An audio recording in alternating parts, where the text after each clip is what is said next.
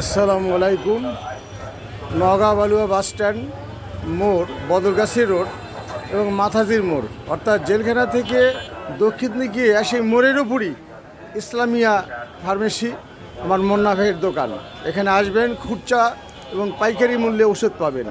এবং আপনারা অন্য দোকানের সাথে আপনারা জাস্টিফাই করে দেখবেন এখানে কম নিলেন না বেশি নিলেন, তারপরে আপনারা ওষুধের দাম জানবেন। মুন্না ভাই, আপনি কিছু বলেন।